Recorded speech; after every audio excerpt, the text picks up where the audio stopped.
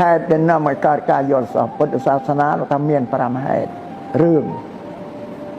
ដែលបណ្ដាលឲ្យយល់សប្តិទី1គឺយើងបរិភោគអាហារទៅឆ្អែតពេកហល់តែកាលណាបរិភោគឆ្អែតទៅហល់ពេកងុយដេកគូវាហើយយើងសម្រានលក់ទៅក៏ពះនៅវារំលាយអាហារទៅក្រោកទៅឲ្យយើងយល់សប្តិ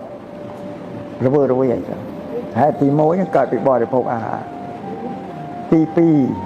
2កើតពីរឿងអារម្មណ៍ល្អអាក្រក់មកប៉ះចិត្តវាជាប់នៅនឹងឯងកំហឹងវាកើតឬសេចក្តីរីករាយវាកើតជាប់ដល់សម្រានលក់ទៅអារម្មណ៍ហ្នឹងឯងធ្វើឲ្យយើងយល់សប្តិឃើញទេហេតុទី2ហេតុទី3គឺថាកើតរោគនៅក្នុងគម្ពីរពុទ្ធសាសនាលោកសំដៅទៅលើប្រមាត់វាកម្រើកតែប្រមាត់វាកម្រើកខ្លាំងក៏ឲ្យយកសពដែរហេតុទី3ពាក្យកណ្ដាលអាត្រា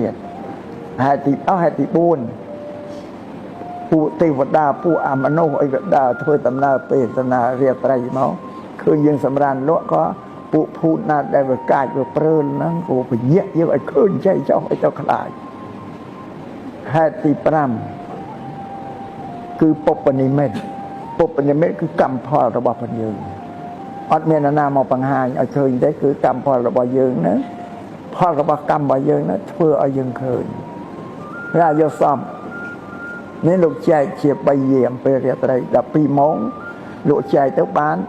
3យាមគឺ4ម៉ោងមួយយាម4ម៉ោងមួយយាម4ម៉ោងមួយយាមពេលយាមពីល្ងាចពីម៉ោងល្ងាចហ្នឹង4ម៉ោង6 7 8 9ហ្នឹងអាហ្នឹងគឺដោយសារយើងសម្រានលក់ដោយបរិភោគអាហារឆ្អែតពេកឲ្យយកសពឬក៏មានអារម្មណ៍អីមិនល្អហ្នឹងរឿងហ្នឹងវាជាប់ចិត្តក៏យកសពទៅ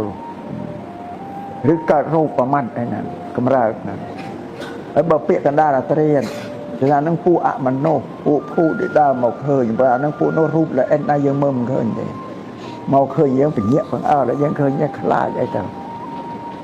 យាមកណ្ដាលពាក្យកណ្ដាល4ម៉ោងពាក្យកណ្ដាលត្រៀតដល់4ម៉ោងចិត្តភ្លឺហ្នឹងអាហ្នឹងគេហៅពុព្វនិមិត្តគ្មានណាមកបញ្យល់ដល់ឃើញល្អឃើញអាក្រក់ឆត់បើយកសពហ្នឹងអត់វែងទេយកសពខ្លី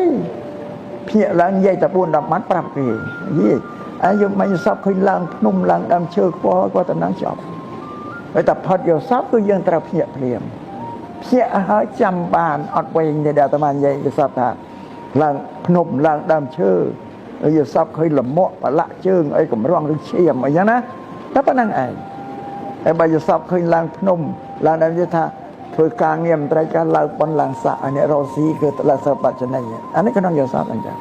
បើយកសពឃើញឈាមមកប្រឡាក់មួយក៏លាបដែរយកសពឃើញលមាក់កម្រងឲ្យប្រឡាក់ក៏លាបដែរអានេះក្នុងយកសពហ្នឹងតម្រានិយាយតែអញ្ចឹងហើយយកសពឃើញបាក់ថ្មិញបាក់អីថានឹងគ្រោះថ្នាក់មិនខ្លួនយើងមានសាច់ញាតិរបស់យើងមានគ្រោះថ្នាក់អាហ្នឹងក្នុងពុព្វនិមិត្តណាអាហ្នឹងក្នុងគម្ពីរពុទ្ធសាសនាលោកសម្ដែងពីការយកសពហ្នឹងនេះពុទ្ធលោកប្រាប់ទាំងអស់លោកប្រាប់ទាំងអស់